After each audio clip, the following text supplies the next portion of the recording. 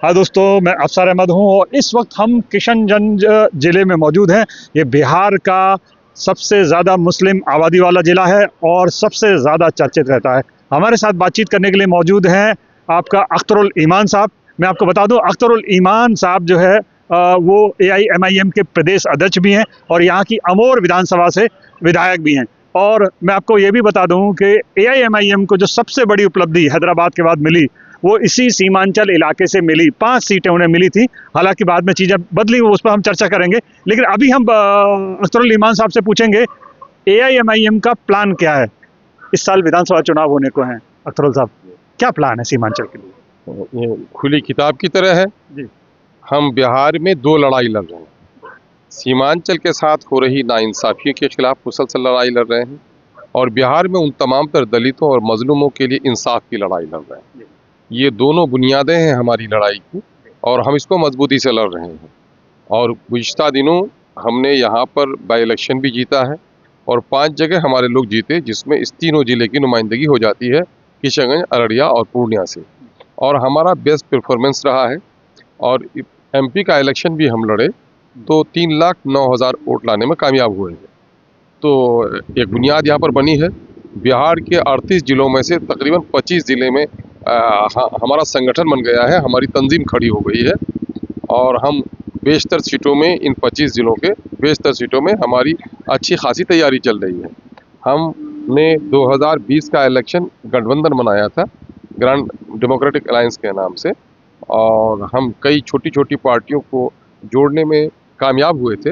हरचंद के उस वक्त हम लोगों ने यह आवाज़ दी थी गठबंधन के लोगों को कि मौजूदा वक्त बिहार में नीतीश और भाजपा की जड़ें जितनी मजबूत हो गई हैं, तनहा बिहार में कोई पार्टी अकेले उसे नहीं उखाड़ सकती।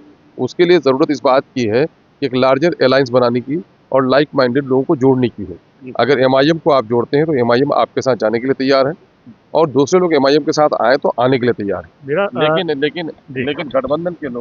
लेकिन गठबंधन के लोगों को इस बात पर जिद है कि साहब, हम BJP को सत्ता दे देंगे लेकिन मुसलमानों के दरमियान में कोई क़यादत खड़ी होने नहीं देंगे। नतीजा ये हुआ कि उन्होंने हमें शामिल नहीं किया और हमने तीसरे ऑप्शन के तौर पर बिहार में इलेक्शन लड़ा और हमने खातिरखा कामयाबी हासिल की। मेरा सवाल ये है कि आप जीते, आपके 5 विधायक भी आए, फिर सडनली 4 चले गए। क्या मतलब है इस बार? मतलब ये दुनिया हादसात की दुनिया है। आप मेरे पास, ये दुनिया बड़ा अजीब व गरीब मामला है। गरीब का बेटा फिसल जाए तो आप कहेंगे कि इसे चलने का ढंग नहीं है, और अमीर का बेटा फिसल जाए तो आप कहेंगे कि बाबू फिसल गया, आह बाबू फिसल गया। ये दो रंगी जो है, आपको पता है कि कांग्रेस के लोग, जीते हुए लोगों ने जाकर BJP की हिमायत की है। आपको पता है कि राजद से जीते हुए लोग BJP में शामिल हुए हैं। आपको पता है कि लोग दूसरे के सिंबल में जीते हैं और दूसरे की बूथ में जाकर बैठे हैं। इस वक्त भी राजद के कई लोग इस वक्त जाकर NDA में शामिल हो गए हैं। तो हम आह भी करते हैं तो हो जाते हैं बदनाम, वो कत्ल भी करे तो चर्चा नहीं होता। हमें कहते हैं, यकीनन है हमने बादे मुखालिफ में चिराग जलाया है और यकीनन है कि यहाँ पर तमाम तर फ़िरका परस्त पार्टियाँ नहीं चाहती हैं कि मुसलमानों और दलितों के दरमियान में कोई सियासी क़यादत उठे और सीमांचल से कोई क़यादत उठे, और सोकल सेकुलर पार्टियाँ भी नहीं चाहती हैं, क्योंकि इस इलाके की, सीमांचल को आप देखेंगे कि बिहार का सबसे पसमानदा तरीन इलाका है। हिंदू और मुसलमानों के दरमियान में जो अमन और आस्ती, जो मोहब्बत आप सीमांचल में देखेंगे, मैं दावे के साथ कह सकता हूँ पूरे हिंदुस्तान में इसकी नज़ीर आप पेश नहीं कर सकते हैं। आज भी कब्रिस्तानों में हिंदू भाई जाते हैं और हम उसके स्मशान घाट पर जाते हैं। हमारी कोई भी तकरीब, हमारा कोई भी कारोबार एक दूसरे के बगैर अधूरा है। ये जो, अगर आपको सच्चा हिंदुस्तान देखना हो, और फख्र की बात मैं आपको कहता हूँ कि आप सीमांचल की उस खित्ते पे इस वक्त मौजूद हैं। यहाँ से समझिए 40 किलोमीटर की दूरी पर अब नेपाल की सरहदें मिलती हैं, 80 किलोमीटर की दूरी पर चाइना की सरहदें मिलती हैं, और यहाँ से तकरीबन 25 किलोमीटर की दूरी पर बांग्लादेश की सरहदें मिलती हैं। जिस वक्त मुल्क का बंटवारा हो रहा था, पाकिस्तान अपने वजूद से ही 2 टुकड़ा हो गया था, और हमें अपने बाप दादा पर फख्र है कि हमारे बाप दादा ने और हमारे पूर्वजों ने, हिंदू और मुसलमानों ने, सीमांचल के लोगों ने वो मजबूत वो किया कि ये इलाका गरचे मुस्लिम मेजोरिटी का था, जरा सा भी करवट बदलता तो पाकिस्तान का हिस्सा बन जाता। लेकिन हमारे बाप दादा ने हिंदुस्तान की सरजमीन को पसंद किया, हिंदू और मुसलमानों के दरमियान मोहब्बत और आस्ती की सरजमीन को पसंद किया, और उस वक्त आसाम के उस खित्ते को, जो 7 स्टेट्स हैं, उसको अगर 2 टुकड़े होने से अगर बचाया, किसी ने सालिम हिंदुस्तान का तस्वर पेश किया, तो वो सीमांचल का खित्ता है। लेकिन हुआ ये है कि आज़ादी के वक्त हमारी जो माली हालत थी, पर कैपिटा इनकम जो हमारे यहाँ था, बिहार के दूसरे इलाके के मजदूर हमारे यहाँ काम करते थे, हमारे यहाँ खगड़ा मेला लग रहा था, और हम बहुत मालदार नहीं थे, लेकिन बिहार के दूसरे खित्ते से हम ज़्यादा अमीर थे, हमारी आमदनी ज़्यादा थी। लेकिन आज़ादी के बाद दिल्ली और पटने में बैठे हुए बेईमानों ने सीमांचल को इतना नज़रअंदाज किया कि आज सीमांचल सिर्फ बिहार का नहीं बल्कि मुल्क के अंदर के पसमानदा तरीन जिलों में से है, और यहाँ पर खते अफलास से नीचे रहने वालों की एक बड़ी तादाद है, माइग्रेंट लेबर्स की बड़ी तादाद है, चाइल्ड लेबर की बड़ी तादाद है। अफसोस कि मुझे शर्म के साथ ये कहनी पड़ती है कि हमारी बेटियां ही जाकर आज दिल्ली के घरों में पोछा मार रही हैं। तालीमी सतह हमारी सबसे कम है, और इन्फेंट मोर्टिलिटी रेट हमारे यहाँ सबसे ज़्यादा है, सैलाब की तबाही हमसे यहाँ ज़्यादा है, और मुसीबत ये है कि नाखानदगी की वजह से, पलायन मजदूरों की वजह से, बाप के बाहर रहने की वजह से, अभी जो स्मैक वगैरह का मामला हो रहा है, सरहदी इलाके होने से स्मगलर लोग हमारी नई नस्ल को तबाह कर रहे हैं। लेकिन दिल्ली और पटने में बैठे हुए लोग वोट के लिए तो हमारे यहाँ दौड़कर आ जाएंगे। अभी देखेंगे इलेक्शन का ज़माना आ रहा है, सारे मशहूर नेता यहाँ आ जाएंगे, लेकिन अच्छा एक कोई तालीमी इदारा खुल जाए, सेहत का कोई इदारा खुल जाए। ये इलाका मॉइस्चर्ड इलाका है, मरतूब फिजा है, यहाँ पर लोगों को जोड़ की दर्द, माने गठिया किस्म का अर्थराइटिस होता है, गाउट वगैरह की बीमारियां होती हैं, कालाजार का इलाका है। अंग्रेज के ज़माने में ये बल्क वाटर एरिया, माने काला पानी का इलाका कहा जाता था। एक अच्छा हॉस्पिटल नहीं दिया इन बेईमानों ने, एक अच्छा कॉलेज नहीं दिया, एक अच्छी यूनिवर्सिटी नहीं दी, एक टेक्निकल इंस्टीट्यूट नहीं दिया, ये कोई कल कारखाने लगाने की फिजा नहीं बनाई। और आज जबकि एग्रीकल्चर बेस्ड नहीं रहा है, आज इंडस्ट्री बेस्ड दुनिया बस रही है, और कोई इंडस्ट्री हमारे यहाँ नहीं लगी। जिस वक्त एग्रीकल्चर बेस्ड इंडिया था उस वक्त हमारी हालत अच्छी थी, लेकिन आज टेक्नोलॉजी की तरक्की में हमको इतना पीछे कर दिया गया कि इस इलाके का हिंदू, मुस्लिम, दलित, अगरा, पिछड़ा सबकी बुरी हालत है पूरे बिहार में, और हमारी खबर लेने वाला कोई नहीं है। यही वजह है कि जहाँ अंधेरा हो तो वहाँ छोटा चिराग भी बड़ी कदर मंजिलत की नजर देखा जाता है। एमआईएम की जो जीत हुई है, एमआईएम सुरखाब के पड़ लगे हुए नहीं है, बल्कि दिल्ली और पटने में बैठे हुए इन बेईमानों की नाइंसाफियों के नतीजे में सीमांचल के लोगों ने हमारा साथ दिया। मेरा सवाल आपसे ये, आपको जीत मिली, लोगों का आप पर ट्रस्ट था और वो नया चाहते थे, सीमांचल ने आपको मैंडेट दिया।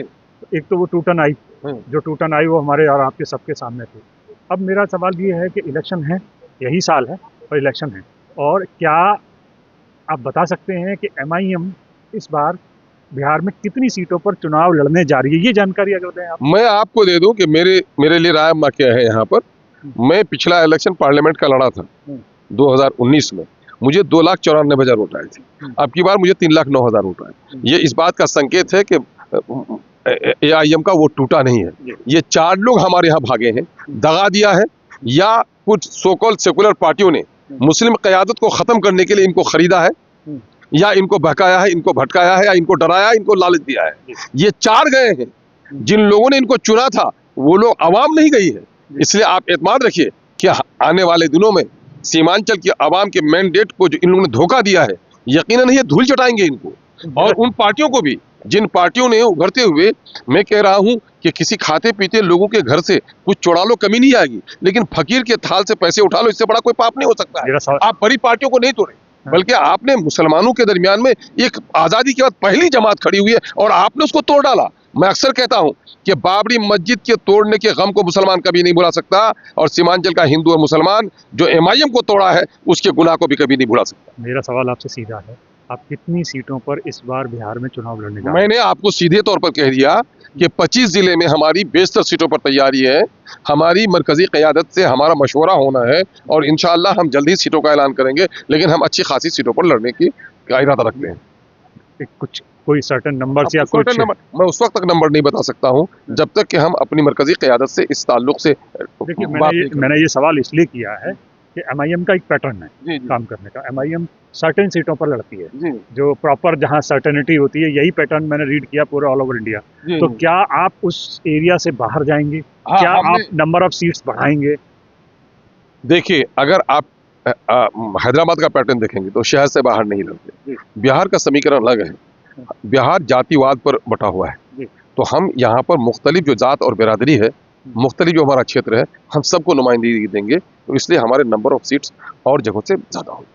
और जगहों से ज़्यादा होंगे। पिछली बार जो आपने यहाँ चुनाव जितनी सीटों पर लगा उससे कितना ज़्यादा होगा? अब कितना ज़्यादा होगा ये गिनती हम उस पर बताएंगे। मैंने आपको कहा कि 2019 में हमारे पाँव इतने नहीं फैले थे, हमारी जड़ें इतनी नहीं फैली थी, मेरी शाखें इतनी नहीं फैली थी। जाहिर है कि इस वक्त बिहार में हम तनहा होने के बावजूद या 4-5 आदमी जीतने के बाद मैं बिहार के दलितों की, मुसलमानों की और बिहार के नजरअंदाज करदा इलाका की जो नुमाइंदगी MIM ने बड़ी तवानाई के साथ की है, तो आवाम पर इनका एतमाद बढ़ा है, इसलिए हमारा दायरेकार बढ़ा है। हम उम्मीद करते हैं कि गुज़िश्ता दिनों से कुछ ज़ायद पर हम इलेक्शन लड़ पाएंगे। अच्छा, एक सवाल मैं और पूछूंगा। जब भी MIM की बात होती है तो एक विवाद ये भी शुरू होता है कि आप जो बीजेपी से मुखालिफ पार्टियां हैं उनकी पॉसिबिलिटीज़ को डैमेज कर रहे हैं। इस आरोप को आप किस तरह से लेते हैं? नहीं, देखिए, वो बेईमान लोग ये बात कहते हैं जो लोग मुसलमानों की या दलितों की क़यादत उठने नहीं देना चाहते। मैं ये कहता हूँ कि जो पार्टियां ये बात कहती हैं वो वज़ीर आला बनना चाहती हैं, सत्ता में जाना चाहती हैं। तो जहां MIM ने, अभी आप देख लीजिए, मैं जीत के आया तो लालू जी हमारे पुराने लीडर हैं, बड़ा हम उनका सम्मान करते हैं। उन्होंने मुझे फ़ोन किया, अख्तर आके लिख के दे दो। मैंने कहा कि सर आप तो मेरे लीडर हैं बिहार में, लेकिन अवैसी साहब के सिंबल पे लड़ा हूँ, मुझे अखलाकी तौर पर उनसे बात कर लेनी चाहिए। अवैसी साहब ने कहा कि बिला शर्त आप जाइए और साथ दीजिए लालू जी का, और आप लोगों में से कोई वजीर नहीं बनेगा, और इनके 119 हो जाते हैं तो आप 5 जगह इनकी सरकार बना दीजिए, 118-19 हो जाए। इनके नहीं हो सके और सरकार नहीं बन पाई, लेकिन हाउस में स्पीकर का इंतखाब हुआ, या हाउस में जितने भी मुद्दे आए मैं गठबंधन के साथ खड़ा रहा, है ना। तो मैं तो गठबंधन के साथ खड़ा हूँ, और अगर ये चाहते हैं कि साहब उनको नुकसान नहीं पहुंचे, तो जिन सीटों पे हम लड़ते हैं, एक तो उनको हमसे मुआहदा करना चाहिए। अगर हमसे मुआहदा नहीं करते हैं तो जिन सीटों पे हम लड़ते हैं, आप मतलब ये बीजेपी को खुद नुकसान हो जाएगा। अच्छा, मैं एक सवाल और पूछूंगा कि क्या आपको इलेक्शन से पहले कोई लामबंदी, कोई ऐसी चीज़ की पॉसिबिलिटी नज़र आती है सर्टेन पॉइंट पर कि विपक्ष से आपका कोई किसी पॉइंट पर जाके MIM का कोई अलायंस की गुंजाइश है? नहीं, हमारा तो दिल खुला हुआ है। हम तो साफ कहते हैं कि बिहार में अलायंस के लिए तैयार है। बिल्कुल, हमने कहा है अलायंस के लिए हम तैयार है। मैं तो आवाम के सामने में रखता हूँ, मैंने चीख कर कहा है कि तुम इन लोगों को वोट दोगे तो ये अपने पार्टी के आका के सामने में तुम्हारी बात नहीं कर पाएंगे। मुझे वोट दोगे तो मैं 2 बात करूंगा, एक तो ये है कि बीजेपी के मुकाबले में जो भी हुकूमत बनेगी मैं उसका साथ दूंगा, और नंबर 2, तुम्हारे साथ जो नाइंसाफी हुई उसकी आवाज उठाऊंगा। तो मुझसे ज्यादा बेहतर तो लीडरशिप कोई दे ही नहीं सकता। लेकिन जाहिर है कि जो लोग सत्ताधारी रहे हैं या जो लोग आज अपोजिशन में, उनके पास दल है, छल है, डंडा है, लाठी है, पैसा है, सब कुछ है, और MIM तो बिल्कुल निहत्थे एक लड़ाई लड़ रही है। तो जाहिर है कि हम उनके साजिशों का शिकार हो जाते हैं। विपक्ष हमेशा ये कहता है कि ओवैसी की पार्टी जो AIMIM है वो असल में बीजेपी की B टीम है। इस आरोप को किस तरह? अच्छा, उन बेवकूफ़ों और नादानों को, अगर किसी के माई में हिम्मत है तो जरा रूबरू मुकाबला कर ले। मेरा लीडर, अगर बाबरी मस्जिद टूट जाए और जो लोग मुंह में बड़फ जमे जिनकी, कुछ बोल नहीं पाए, जब गुजरात के कातिलों के खिलाफ नहीं बोल पाए, जब बिहार में बेटियों की इज्जत लूटी जाए तो नहीं बोल पाए, जब अखलाक और पहलू खान को मारा जाए तो नहीं बोल पाए, जब NRC का बिल आए तो जो लोग चुप्पी साधे रहे हैं, जो लोग जब यहाँ बिहार शरीफ जले तो कुछ नहीं बोल पाए, वो हो गए हितैषी मुसलमानों के, और जो रोए वो हो गया मुसलमानों का दुश्मन। ये तो बड़ा अजीब सा पैमाना है। ये तो आप कहेंगे कि कौवा सफेद हो गया, अब बगुला काला हो गया। अरे हम चीखते हैं, हाँ ये कसूर है कि हमने दलितों को, मजलूमों को, मजलूम मुसलमानों को जगाने की आवाज दी। यह और बात है कि मुसलमान इतना डरा हुआ है, सहमा हुआ है, या सियासी तौर पर इतना बेदार नहीं हो सका है कि हमारी बात नहीं सुन पा रहे हैं, लेकिन दूसरे लोग ये कह रहे हैं कि उनको बेदार कर रहे हैं। इस हद तक मुस्लिम दुश्मनी फैल गई है कि आप ये बात बता दीजिए कि बहुत सारी जो कॉम्युनल पार्टियां हैं, उसने कहा कि साहब ये माइनॉरिटी मिनिस्ट्री, ये वक्फ बोर्ड, ये माइनॉरिटी अपीसमेंट का मामला है। अब सारी रिपोर्ट कर रही है, सच्चर रिपोर्ट कर रही है, रंगनाथ मिश्रा कमीशन की रिपोर्ट कर रही है। अभी बिहार में जातीय आधारित गणना एक काम नीतीश कुमार ने गलती से एक काम कर दिया, और वो क्या किया, जातीय आधारित, है ना, गणना कर दिया। तो कास्ट बेस्ड जो सेंसस की रिपोर्ट आई है, आप देख लें उसमें क्या हुआ है। उसमें यह हुआ है कि बिहार की आबादी 13 करोड़ हो गई है, और नौकरियों में सबसे हिस्सेदारी अगर किसी को कम है तो मुस्लिम माइनॉरिटी को है। दूसरी बिरादरी को 300% ज्यादा नौकरी मिली है, 250% ज्यादा मिली है, और मुसलमानों को सिर्फ 40% नौकरी मिली है। इसके लिए आप क्या करने जा रहे हैं? 3,68,000 नौकरी मुसलमानों को मिलनी थी, सिर्फ 1,63,000 नौकरी मिलकर 1,95,000 नौकरी से मुसलमानों को महरूम रखा गया, और वहीं शेड्यूल कास्ट के लोगों को 1,10,000 नौकरी से महरूम रखा गया। ये नाइंसाफी की है। नौकरियों की उम्र 30 साल की होती है। जाहिर है इस 30 साल के अरसे में NDA और गठबंधन सभी लोग हुकूमत में रहे हैं, लेकिन कोई इस पर जबान नहीं खोल पाते हैं। इवन कि नीतीश कुमार जी ने आवाम के टैक्स के पैसे से यह सर्वे कराया, और आज तक उस रिपोर्ट को उसने टेबल तो जरूर किया है हाउस में, लेकिन पब्लिक नहीं किया। आज तक उसने वेबसाइट में नहीं डाला। ये क्या चोर दरवाजा है भाई। तो इसके माने ये है कि सब लोगों ने मुसलमानों को वोट बैंक के तौर पर इस्तेमाल किया है। मैं कहता हूं मुसलमानों की हैसियत, मुस्लिम वोटर की हैसियत ऐसी हो गई है जैसे किसी बेवा और निर्धन की खूबसूरत बेटी हो, उससे नाजायज इश्क हर कोई लड़ाना चाहता है, उसके माथे में सिंदूर या उससे निकाह कोई नहीं पढ़ाना चाहता। एक सवाल मैं पूछूंगा, वक्फ बिल की बात हुई, हाँ। बड़े ज़बरदस्त तरीके से ओवैसी साहब ने वहाँ ऑब्जेक्शंस किया, संसद में सबने देखा सुना। वक्त को लेकर क्या प्लान है अरे आपका? वक्त को लेकर क्या प्लान है? हम्म। इन 76-77 सालों में मुसलमानों पर जितनी आफत टूटी है, बाबरी मस्जिद टूटी हो, गुजरात का हादसा हुआ हो, यूनिफॉर्म की धमकी दी गई हो, एनआरसी के मसाइल आए हो, 370 का मसला हो, तलाक बिल हो, ये तमाम तर को, चाहे मुरादाबाद का फसाद हो, चाहे मीरठ मलियाना की गोलियां हो, चाहे आतिफ और साजिद के सीने पर गोलियां चली हो, है ना, चाहे पालू खान को मारा गया हो, चाहे बिल्किस की आबरू लूटी गई हो, इन तमाम तर जराइम को एक पलड़े में रख दें और वक्त के इस काले और मुजरिमाना गैर आईनी कानून को एक पलड़े में रखें, तो इससे होने वाले नुकसानात का पलड़ा भारी होगा। अब मैं आपको बताऊं, वक्त मुसलमानों के बाप दादा की जायदाद है, जाहिर है किसी की छीनी हुई जायदाद नहीं है। और ये किस लिए है? ये गरीबों, यतीमों, बेवाओं, मिस्किनों, लाचारों, बेसहारा, माजूर, मुसाफिर और मकरूज लोगों की मदद के लिए है, गरीब बच्चों की तालीम के लिए है, मजहबी मुरासिम के अदायगी के लिए, मस्जिद की तामीर, ईदगाह की तामीर, खानकाहों की तामीर, इमाम बारों की तामीर के लिए है। अब बताइए, हमारे वक्त को जो उसकी हैसियत है वो शरई हैसियत है। जिस तरह ज़कात हमारा शरई मसला है, हज हमारा शरई मसला है, हमारा हाँ वक्त भी शरई मसला है। और इस वक्त के मामले में हुकूमत को हमारी पजीराई करनी चाहिए कि गरीब कम्युनिटी की एक मालियत है, इसकी पहरेदारी करने के लिए खड़े हों, चाहिए कि हमारी पहरेदारी करें। आप हमारे यहाँ दफ़ा 14 कहता है कि right to equality before law, कानून के नज़र में सब बराबर हैं। जब आप ये बताइए, हिंदू न्यास परिषद में किसी मुसलमान को रखना मुनासिब है? बिल्कुल नहीं है। तो फिर मुसलमानों का ये मजहबी मामला है, इसमें नॉन मुस्लिम्स को आप क्यों रखना चाह रहे हैं? दूसरा मसला ये है कि आप हमारे को तय करेंगे कौन मुसलमान है नहीं मुसलमान है? ये मोदी तय करेंगे कि कौन बुद्धिस्ट है नहीं है, कौन ईसाई है नहीं ईसाई है?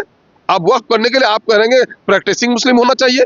जमीन बेच के दारू पी ले कोई बात नहीं, जमीन बेच के अफयून पी ले कोई बात नहीं, जमीन अपनी बेच करके बम और बंदूक फोड़े कोई बात नहीं, और कोई जमीन गरीबों की बधाई दे रहे हैं तो आप कह रहे हैं कि 5 इयर्स तक प्रैक्टिसिंग मुस्लिम है कि नहीं है? ये क्या मामला है? दूसरा मामला ये है कि आप लिमिटेशन का कानून हम पर ला रहे हैं कि 12 साल तक किसी निजी जमीन पर कब्जा होगा तो उसको दिला देंगे, वक्त की जमीन को भी आप दिला देंगे। हाँ, अगर कोई वक्त करेगा तो उसके ऑब्जेक्शन के लिए आपने 2 साल की मुद्दत बढ़ा दी है।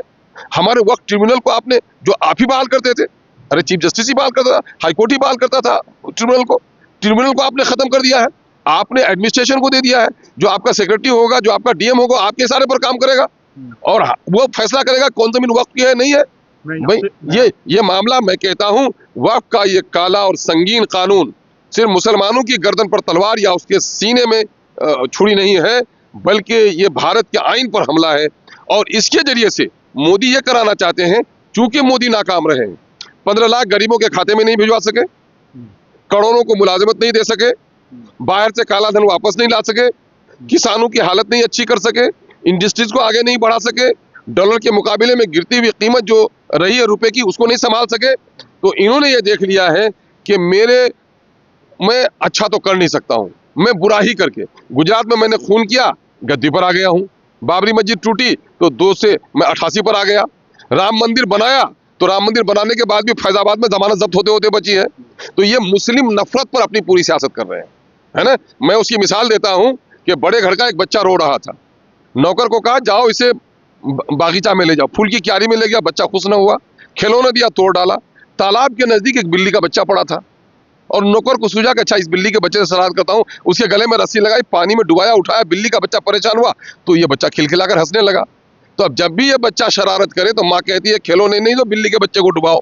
जब भी मामला होता है मोदी को नाकामी का तो वो ढूंढते कि किसी दाढ़ी वाले पर हमला कराओ, नमाजी पर हमला कराओ, मस्जिद पर हमला कराओ, मस्जिद को ढको, मुसलमानों पर जुल्म करो ताकि उसका फिरका परस्त वोट मुत्तहिद हो जाए। मोदी यही खेल खेल रहे हैं और ये होगा, ये हमारे यहाँ ये खाना जंगी पैदा कर देंगे, सिविल वार करा देंगे। ये मामला ये कि तलाक का कानून जो था वो हमारे अंदर का मामला था, हम मानेंगे कि नहीं मानेंगे, हम अपने मौलवी की बात मानेंगे कि सुप्रीम कोर्ट की मानेंगे, कोर्ट की बात मानेंगे, वो हमारा मामला था। एनआरसी में 2-4% लोगों की परेशानी का मसला था, लेकिन यहाँ तो वो कब्रिस्तान पर दूसरे को कब्जा दिलाएंगे, मेरे मस्जिदों को ताला बंद करवाएंगे, न जाने हमारी ईदगाहों पर कभी पाबंदी लगवा देंगे, न जाने कितने मदारिस बंद करवा देंगे। जब ये सेंटिमेंटल इशू होगा हमारा, और उस मौके से जब हमारी जमीन पर दूसरे को कब्जा दिलाएंगे, तो उस वक्त तो खाना जंगी होगी। हिंदू और मुसलमानों के प्यार और मोहब्बत की जो धरती है, क्या इसको बर्बाद करने की ठानी है मोदी ने? इसके खिलाफ भारत के तमाम तर अमन पसंदों को उठना चाहिए। हिंदू और मुसलमानों की नफरत दूरी ने मुल्क को गुलाम किया था। हिंदू और मुसलमान मुत्तहिद हो गए थे तो मुल्क आजाद हो गया, और आज हिंदू मुसलमानों को तोड़ा जा रहा है इस कानून के जरिए से। और मुट्ठी भर लोगों को सबका साथ सबका विकास, ये बता दिया अडानी और अंबानी के अलावा किसका विकास हुआ है? गरीबों की गुर्बत बढ़ी है, नाखानदगी बढ़ी है, कल कारखाने नहीं ले गए हैं। बैनुल अक़वामी सतह पर 56 इंच का चूना सिकुड़कर 36 इंच हो गया है ना? वो कह रहे थे चैंपियन बन रहे थे इंटरनेशनल, उसका माइक फ्रेंड जाके कर रहे थे ट्रम्प को, और ट्रम्प ने ऐसा धक्का मारा है कि होश नहीं संभल रहा है। तो ये क्या किया भाई? हमारा सम्मान है, हमारा प्रधानमंत्री हमारा सम्मान है, देश का सम्मान है, और हमारा प्रधानमंत्री देश के वासियों के साथ इस तरह करे।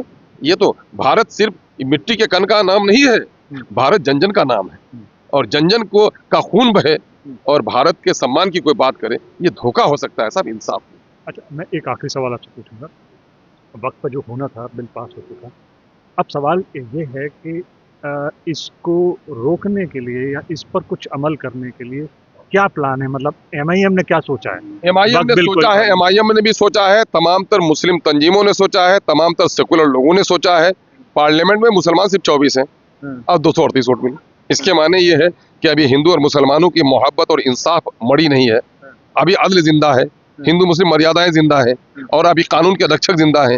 ये कानून पर हमला है, इसलिए मुझे विश्वास है कि हमारी जो गंगा जमनी तहजीब है, यकीनन है कि हमारे इंसाफ पसंद गैर मुस्लिम भाई हमारा साथ देंगे, और इस कानून के खिलाफ हम आखिरी दम तक लड़ेंगे। और हमें सुप्रीम कोर्ट पर विश्वास है कि चूंकि ये कानून बनाने में जो संविधान के डायरेक्शंस हैं उससे भटक कर ये कानून बना है, इसलिए हमें उम्मीद है कि सुप्रीम कोर्ट से हमें फैसला मिलेगा। अगर सुप्रीम कोर्ट से फैसले में वो होती है तो आप देखेंगे आपके सामने में कि बाबरी मस्जिद का फैसला सुनाते हुए सुप्रीम कोर्ट ने कहा कि मस्जिद बनाने का कोई सबूत नहीं मिला, और आस्था की बुनियाद पर अगर फैसला हो सकता है तो हमारे शरीयत के तहफ़्फ़ुज़ के नाम पर भी सुप्रीम कोर्ट हमारे हक में फैसला कर सकता है। लेकिन ज़रूरत इस बात की है कि भूखा बच्चा जब तक रोएगा नहीं, माँ तवज्जो नहीं देगी, और जमहूरियत में हमें यह हक है कि हम आईनी हुदूद में सब और पुरअमन तरीके से गांधी और मौलाना आज़ाद के बताए हुए रास्ते पर हम संघर्ष का रास्ता करेंगे। और ये मोहसिन इंसानियत ने हमें तालीम दी है, जब बुराई को देखो तो हाथ से रोको, न हो तो जबान से टोको, न हो तो दिल से बुरा समझो। तो हमें अभी जबान चलाने की अभी हालत है, हम अपनी लड़ेंगे, हम रोएंगे, है ना, हम हाथ नहीं उठाएंगे, कोई डंडा भेगेगा तो हम सह लेंगे, लेकिन हम अपनी शरीयत की हिफाजत के लिए, और हम ये हमारा ये यकीन है इस मुल्क का कि हवा में सांस लेते हैं, इसका दाना पानी हम खाते हैं, इसकी सरहदों की हिफाजत करते हुए गर्दन कटाना शहादत है। इस मुल्क में जिस तरह से हिंदुओं के लिए कुरान जरूरी है, रामायण जरूरी है, मुसलमानों के लिए कुरान जरूरी है, तो भारत के लिए भारत का आइन जरूरी है। हम भारत के आइन पर भी कोई नुकसान पहुंचने नहीं देना चाहते। उसी तरह से अगर जो हमारी शरीयत है, हमारी शरीयत पर भी कोई हमला करेगा तो हम उसे बर्दाश्त नहीं कर सकते हैं, हम इसके लिए बराबर गिनाएंगे। मैं ये जानना चाह रहा हूँ, आपने अभी मैंने देखा कि बड़े प्रदर्शन के लिए प्लानिंग मीटिंग की तैयारी, थोड़ा डिटेल देंगे, क्या कोई प्रदर्शन की तैयारी? नहीं, यहाँ पर किशनगंज के लोगों ने फैसला लिया है कि तमाम तर पॉलिटिकल पार्टियां अपना झंडा समेट लें, तमाम तर मिलिया ऑर्गेनाइजेशन अपना झंडा समेट लें, और ये मसला चूंकि सबका मसला है, ये सिर्फ मुसलमानों का मसला नहीं, ये देश का मसला है, हिंदू और मुसलमानों का मसला है, आने वाली नस्लों के सौहार्दपूर्ण वातावरण को बर्बाद करने की साजिश है। इसलिए इसके लिए शांतिपूर्ण तौर पर हम एहतजाज करेंगे जमहूरी अंदाज में, उसी की तैयारी चल रही है। और आपको मैं बता दूं कि ये अमन और शांति की जगह है, यहाँ से गुलाब को मसल भी दोगे तो उससे बदबू नहीं आएगा, सीमांचल तकलीफ में भी रहेगा तो सीमांचल कभी नुकसान नहीं। हमसे बातचीत करने के लिए डॉक्टर इमरान साहब आपका बहुत बहुत शुक्रिया। ओके।